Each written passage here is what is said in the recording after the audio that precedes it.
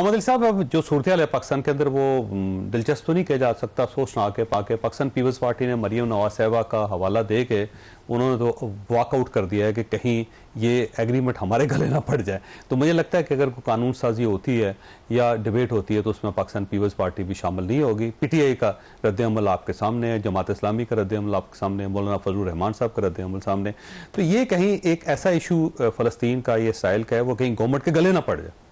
जी, मैं आपसे मुत्तफिक हूँ और मैं समझता हूँ कि देखें, इतने हसास तारीख़ी और पूरी मुस्लिम उम्मा के जो दिल के करीब अहम तरीन मामला है, उसके ऊपर कोई भी अहम फैसला जो है, मैं समझता हूँ किसी भी जमहूरी रियासत को, अवाम को और उसके उनके नुमाइंदों को एतमाद में लेके करना चाहिए। डेफिनेटली आपको याद होगा इराक़ पे जब बात हुई थी फ़ौजें भेजने की, तो हम पार्लियामेंट में गए थे, कौमी असम्बली में गए थे। मैं समझता हूँ कि इसमें ये जो मुख्तलिफ राय पाई जाती है मुख्तलिफ सियासी जमातों की, ये उनका हक़ है, लेकिन इसको कंसिडर किया जाना चाहिए और मैं समझता हूं कि एक इंक्लूसिव प्रोसेस होना चाहिए।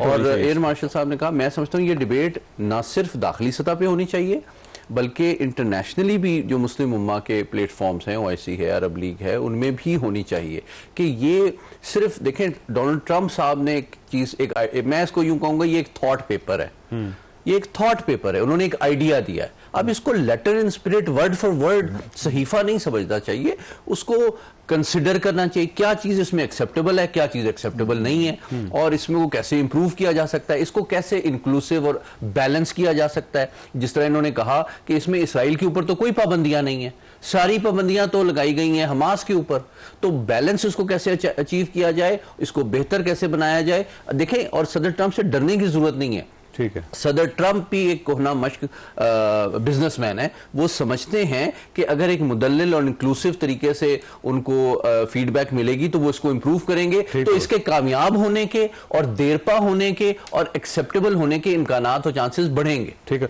वैसे ए मास्टर साहब ये फरमाइएगा, हमास इस पोजीशन में है कि वो लड़ सके इसराइल के साथ? मैं इसको कहूंगा कि देखें, 2 साल की लड़ाई के बाद इजराइल हमास को खत्म भी तो नहीं कर सका। ठीक है, देखिए, जो ऑर्गेनाइजेशंस होती हैं जिनका फुट होल्ड अवाम में होता है, वो आप इस तरह लड़ाई के जरिए उनको खत्म नहीं कर सकते। आप जितने मारेंगे उतने बच्चे और उसके अंदर शामिल हो जाएंगे। बल्कि एक जुमला इसमें ऐड करूं, देखें ये जो कंडीशन इसमें डाली गई है 20 पॉइंट्स में, ये क्यों डाली गई है? अगर वो बाय फोर्स अमेरिका और इसराइल उनसे अपने कैदी छुड़ा सकते तो उनको बाइंड क्यों किया जा रहा है कि वो वापस करेंगे? बिल्कुल सही बात, वो नाकामी है ना जी इसकी, इसराइल की और अमेरिका दोनों की नाकामी। अच्छा, डॉक्टर कमर चीमा साहब ये फरमाइएगा सर कि पाकिस्तान के अंदर जो डिबेट चल रही है किस हद तक जस्टिफाइड है, गवर्नमेंट को किस तरह तमाम स्टेक होल्डर्स को एतमाद में लेना चाहिए, और ये हमास जो है उसकी नाकामी है या इसराइल की नाकामी है? दोनों सवाल आपके पास। देखिए, मैं समझता हूं कि हमास ने बड़ी जंग लड़ी है और जो वो कर सकते थे उन्होंने अपनी कैपेबिलिटी दिखाई। सिर्फ हमास नहीं, उसके साथ हिजबुल्लाह भी थी, उसके साथ इस पूरे खित्ते के अंदर जो पूरा जो सेटअप था इन ऑर्गेनाइजेशन का, उन्होंने बहुत कुछ किया, लेकिन at the end of the day Israel prevail कर गया। और जिस दिन ईरान के ऊपर हमला हुआ था उसका मतलब ये था कि वो जितनी भी प्रॉक्सीज को ईरान जो सपोर्ट कर रहा था वो नहीं काम कर सके। सो मुझे लगता है कि ये दिन ऐसे नहीं आया, इसके बाद इसकी वजह यही साबित हुई है कि हमास जो है वो अब जारी बात है उस पोजीशन में नहीं है जो अपने आप को डिफेंड कर सके या लड़ सके, बड़ी कमजोर हो गई है, एक बात। दूसरी बात यह है कि डिस्कशन पाकिस्तान के अंदर बिल्कुल होनी चाहिए, क्यों नहीं होनी चाहिए? पार्लियामेंट के अंदर करनी है तो वहां पे करें, पब्लिक फोरम पे करनी है तो वहां पे करें। देखिए, पाकिस्तान ने की हुकूमत ने कौन सा अपनी पोजीशन को कॉम्प्रोमाइज कर दिया है? अगर तो कॉम्प्रोमाइज हुआ है तो बताएं भाई, मुस्लिम दुनिया भी साथ है। एक कंसल्टेशन है, कल जो सऊदी अरब की स्टेटमेंट आई थी आपने देख लिया, सारे मुसलमान दुनिया साथ है। आपके साथ जो है पैलेस्टीनियन अथॉरिटी भी है, एक हमास है। हमास की पोजीशन अपनी इस तरह भी है कि उसको इवन के अरब वर्ल्ड भी बहुत सारी जगहों पे रिकॉग्नाइज नहीं करती या उसको अप्रिशिएट नहीं करते, वो अपनी पैलेस्टीनियन अथॉरिटी के साथ है। तो मैं समझता हूं कि हमास की अपनी पोजीशन भी तो देखनी पड़ेगी और देखना है कि लार्जर गोल क्या है। लार्जर गोल ये है कि यार ये जो गजा के लोग हैं वो तो आगे ही पता नहीं 1 लाख से ज्यादा 65-66 हजार तो रिकॉर्डेड शहादतें हैं, और कितने लोग इसके ज्यादा जो है लावा शहीद हुए हैं।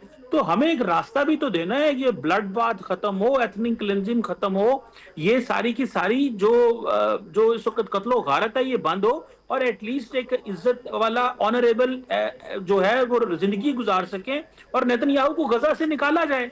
और मैं समझता हूं कि वो निकल रहा है और वो उसने अपना प्लान भी दे रहा है निकलने का। तो मेरा ख्याल है कि बात बिल्कुल पाकिस्तान के अंदर होनी चाहिए, पार्लियामेंट के अंदर।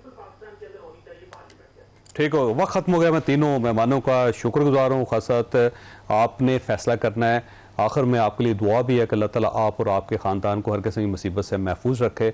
लेकिन इसके साथ साथ मेरी आपसे रिक्वेस्ट है कि फ़लस्तीनियों के लिए दुआ भी कीजिएगा और जितनी आप इनकी मदद कर सकते हैं करें, क्योंकि उन्होंने साबित कर लिया है कि अगर इनके पास वसाइल नहीं भी हैं तब भी ये कुर्बानियों में पीछे नहीं हटे। अल्लाह ताला आप और आपके अहल खानों को हर किसी मुसीबत से महफूज रखे। अल्लाह हाफिज़ एंड पाकिस्तान जिंदाबाद।